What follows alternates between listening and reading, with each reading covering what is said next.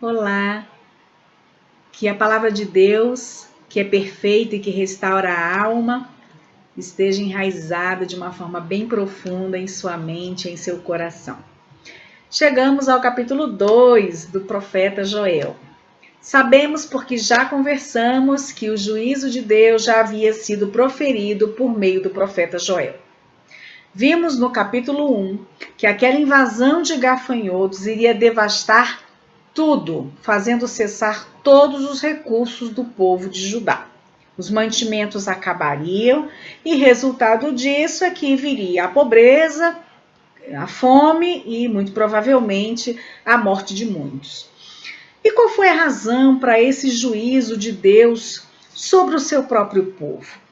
Bem, muitos poderiam dizer assim, é porque o Deus do Antigo Testamento, ele é um Deus irado, ele é um Deus furioso, ele é um Deus carrancudo, como muitos o chamam.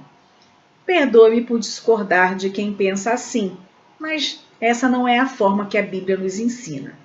O fato é que Deus, ele vê a conduta dos homens, de todos os homens sem exceção, tanto individual quanto coletivamente. E foi o pecado cometido pela nação de Judá que atraiu para eles o juízo da parte de Deus. Ninguém se engane. O ser humano não pode acreditar que ele irá pecar e achar que vai conseguir fugir, que vai conseguir escapar das consequências de seus pecados impunemente. Um dia a conta chega. E sobre isso a Bíblia vai nos dizer lá em Gálatas, capítulo 6, versículo 7. De Deus não se zomba, pois aquilo que o homem semear, isso também ceifará. Então Deus, ele enviou os gafanhotos como uma forma de disciplinar seu povo. E a gente não pode esquecer, disciplina de Deus tem sempre um propósito. E qual era o propósito? Você lembra? Pois é, o propósito de Deus era trazer o povo da aliança de volta para ele, tendo em vista que esse povo da aliança havia se perdido em seus muitos delitos e pecados. E agora Joel, bem sucedido, porque conseguiu atrair a atenção dos lavradores, dos ébrios, dos anciãos, dos sacerdotes. Agora, com o povo bem atento às suas palavras, Joel vai dizer ao povo para que eles deixem de olhar para os gafanhotos e comecem a ver de verdade o que a praga de gafanhotos significava, o que a praga de gafanhotos simbolizava. Mas o que a praga de gafanhotos simbolizava? Pois é. O bando de gafanhotos, aquela invasão, simbolizava uma outra invasão. A invasão de um exército feroz vindo do norte, conforme nos diz o capítulo 2, versículo 20, que diz assim, a primeira parte, mas o exército que vem do norte. E aí você me pergunta, mas Valquíria, que exército é esse que vem do norte? Bom, sobre isso não há consenso. Há estudiosos, há teólogos que vão dizer que esse exército está aí retratando os babilônios, o cativeiro babilônico. Outros estudiosos, outros teólogos vão dizer que Joel aqui está se referindo aos assírios, invasão ocorrida ali durante o reinado de Ezequias, narrativa que a gente pode conferir no livro de Isaías, capítulo 36 e 37, depois você confere lá. E a narrativa nos conta que Deus permitiu que os assírios invadissem e assolassem a terra de Judá, mas que Deus livrou Jerusalém miraculosamente, ocasião em que o anjo do Senhor, ele feriu 185 mil soldados no arraial assírio. Então, o que o profeta Joel quer nos ensinar aqui no capítulo 2? Bom, em virtude do tamanho, da extensão do capítulo 2, a minha proposta é que a gente divida o capítulo 2 em 3 partes. Nesse vídeo a gente vai falar da primeira parte, do versículo 1 até o 11 do capítulo 2. E essa primeira parte vai ter por título Quando Deus declara guerra ao seu povo. O profeta Joel aqui, no capítulo 2, ele vai começar o texto dando uma instrução ao povo de Judá. Logo no versículo 1, que instrução é essa? Ele começa dizendo: tocai a trombeta em Sião. Bom, os judeus, eles usavam as trombetas para várias coisas. Por exemplo, para convocar as assembleias, para anunciar acontecimentos especiais, usavam nas festas religiosas, mas sempre a trombeta deveria ser tocada pelo sentinela que ficava sobre o muro, como um alarme, para convocar o povo para a guerra, mas também para alertá-los sobre a chegada inesperada de um perigo ou de uma calamidade. Aqui no capítulo 2, o profeta Joel vai mandar os atalaias tocarem as trombetas em Sião. E esse alarme, ele não deveria soar fora dos muros, apenas fora dos muros, mas principalmente dentro dos muros da cidade santa. Então, para quem que Joel está principalmente mandando soar as trombetas? Bom, Joel está mandando soar o alarme em Sião. Não é curioso isso? Pois é, ele está mandando tocar as trombetas em Sião para o povo de Sião. Sião, que era o lugar do templo de Deus. Sião, que era o lugar da morada de Deus. Sião, que era o lugar onde se celebrava o culto, onde se faziam os rituais. Então, qual foi a real finalidade para que Joel mandasse soar o alarme para o povo de Deus? Para anunciar que Deus não estava apenas avisando ao povo de Judá que estava por vir uma guerra, uma invasão de um exército poderoso. Não era só isso. Na verdade, a mensagem aqui anunciada pelo profeta é que é o próprio Deus quem estava declarando guerra contra o seu povo. Puxa, né? Mas era. Aqui Deus não está se apresentando como a gente gosta sempre de ver Deus como defensor, como protetor, como aquele que cuida. Mas agora ele estava vindo como um comandante que está trazendo um exército numeroso contra o seu povo para discipliná-lo, que não deixa de ser uma forma de cuidado. Mas aqui ele está como comandante desse exército. Por quê? Porque o julgamento começa pela casa de Deus, conforme a gente verifica na primeira epístola de Pedro, capítulo 4, versículo 17. Deus não permite pecado na sua própria casa. E muito disso, então, por quê?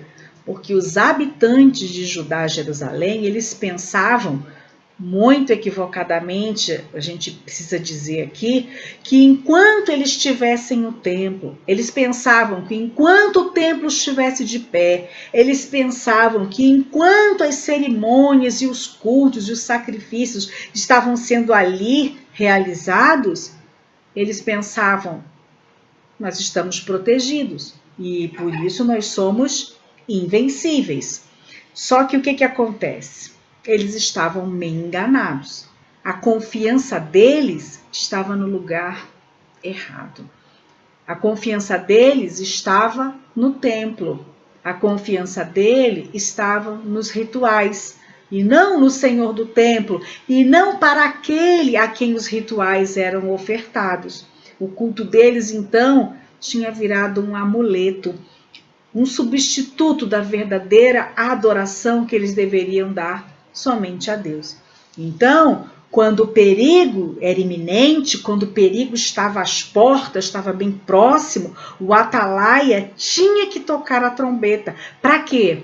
Para alertar o povo, para tirar o povo do estado de torpor, para tirar o povo do estado de indiferença que eles se encontravam diante de um juízo que já tinha sido estabelecido por Deus e eles estavam, não, estou aqui numa boa, não vai acontecer nada. Por isso, então, aqui a instrução do profeta Joel: tocai as trombetas em Sião. A gente continuando a leitura do capítulo 2, nos próximos versículos, a gente vai verificar que o profeta Joel mais uma vez ele vai fazer uma descrição bem vívida de uma invasão de gafanhotos. Só que agora ele estava se valendo de uma coisa já conhecida do povo de Judá, que era a invasão, para ele se referir a outra coisa, ou seja, então ele não está agora querendo falar de uma nova invasão de gafanhotos, não, mas agora ele está falando daquilo que os gafanhotos representam, e eles já conhecem, ou seja, o profeta ele está falando dos gafanhotos como um símbolo do que viria, de um ataque muito maior, de um ataque muito mais agressivo, que foi visto com os gafanhotos, que seria então essa invasão militar desse exército inimigo que ainda estava por vir.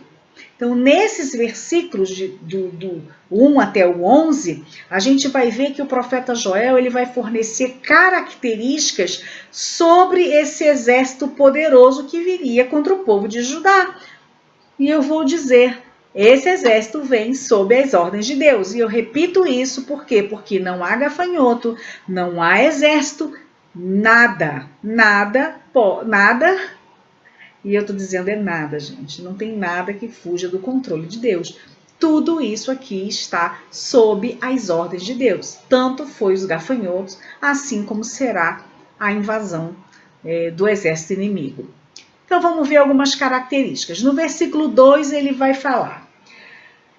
Na parte B ele vai dizer: assim se difunde um povo grande e poderoso, qual desde o tempo antigo nunca houve, nem depois dele haverá pelos anos adiante de geração em geração. Ou seja, aqui o profeta Joel está dizendo: esse exército é grande, esse exército é poderoso, como vocês nunca viram e como vocês nunca verão mais adiante.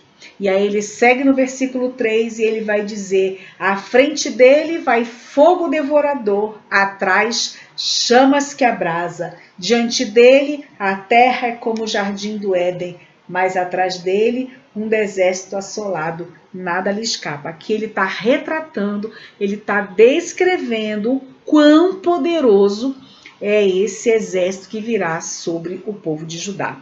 Coisa alguma escapa desse ataque. Pela frente eles têm um jardim, depois que eles passam, o que fica para trás é um deserto assolado. Ninguém escapa, nem homens, nem animais, nem vegetação. E assim como o bando de gafanhoto também provocava, né, uma terrível devastação, o exército invasor que viria também vai vir como fogo devorador, devorando cidades e campos. E se a gente acredita que o profeta aqui está se referindo aos assírios, bom, a história conta, fato é que eles realmente eram bem conhecidos pela sua crueldade, porque eles matavam impiedosamente homens, mulheres e até crianças, e pasmem, eles faziam montões de cabeças na porta das cidades por onde eles passavam. Então, se a gente é adepto de que seja o assírio, esse exército invasor que viria realmente era um povo bem mau. No versículo 4, ele continua, o profeta continua dando essas características e ele vai dizer: a sua aparência é como a de cavalos e como cavaleiros assim correm. Aqui o profeta ele está dizendo que os gafanhotos são semelhantes a cavalos em sua aparência, na sua força, né, na sua velocidade.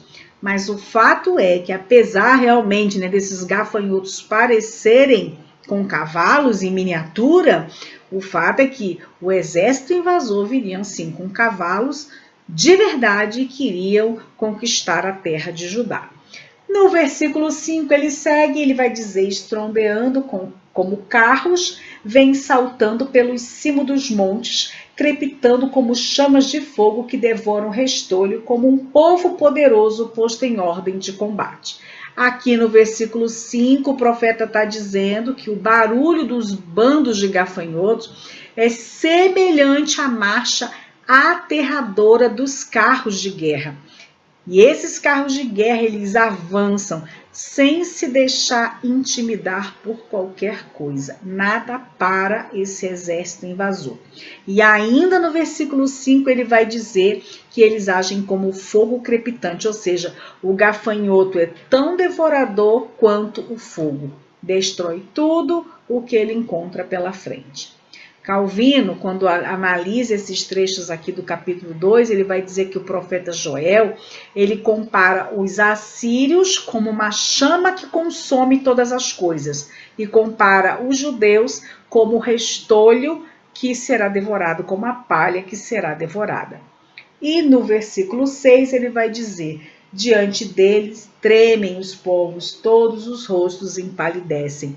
Ele está dizendo aqui que esse exército poderoso, fosse ele uma invasão de um gafanhoto, fosse ele a invasão de um exército inimigo, qualquer um dos dois trazia profundo pavor e temor aos povos. E aí a gente chega no versículo 11, onde nesse versículo aqui, ele vai confirmar aquilo que já foi dito antes por mim. Aqui o profeta Joel está deixando claro que é o Senhor que vai comandar essa invasão. Olha lá, vamos lá no versículo 11. O Senhor levanta a voz diante do seu exército, porque é muitíssimo grande, é o seu arraial, porque é poderoso. Quem executa as suas ordens? Sim, grande é o dia do Senhor e muito terrível, quem o poderá suportar?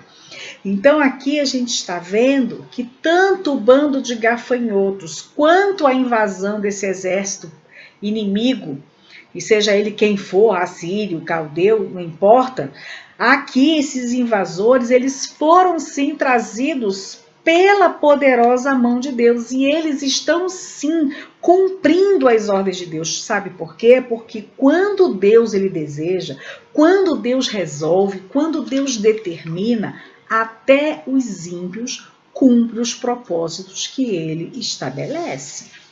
O objetivo aqui do profeta Joel era mostrar ao povo de Judá que o nosso Deus, que é onipotente e soberano, ele é o grande líder desse exército invasor e que esse exército ele não age conforme quer. Esse exército não age ao seu bel prazer. Não, esse exército está a serviço de Deus porque é Deus quem controla a situação do início ao fim. Por quê? Porque Deus tinha um propósito para o povo de Judá. Não era destruir o povo de Judá. É Deus que ia limitar até onde o exército invasor ia. Ainda que ele fosse poderoso, Deus é que vai dizer até onde pode ir o exército invasor. Então aqui a gente aprende aqui e relembra que Deus tem o controle da história, da história nas suas mãos, do início ao fim.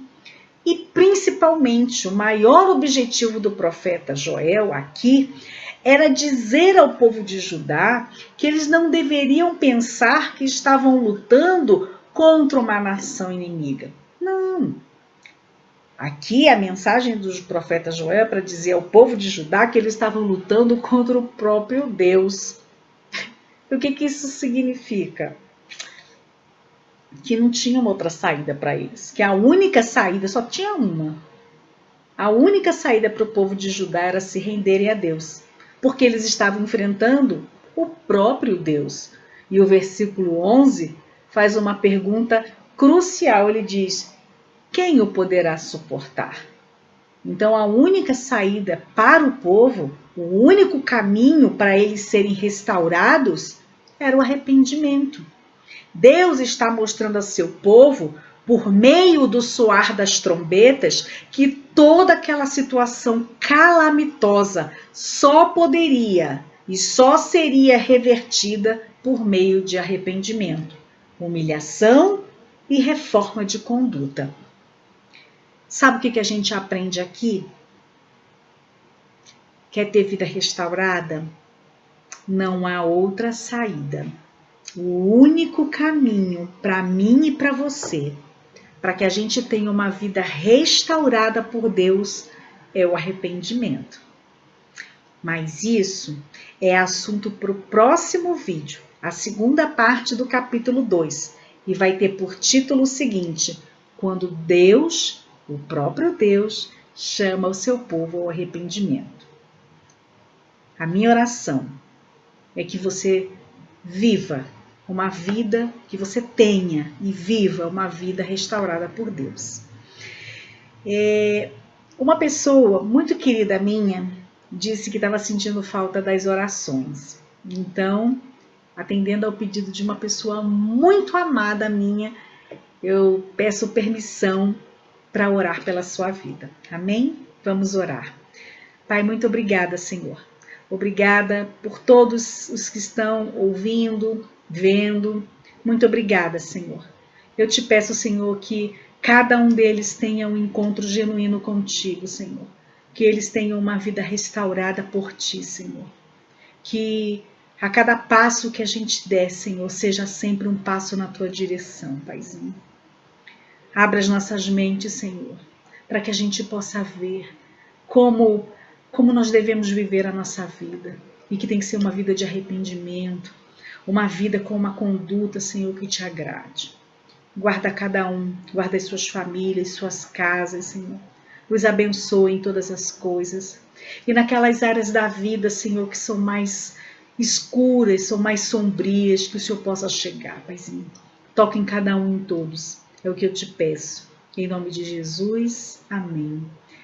Que você seja muito abençoado, que você seja muito abençoado. Até daqui a pouco no próximo vídeo.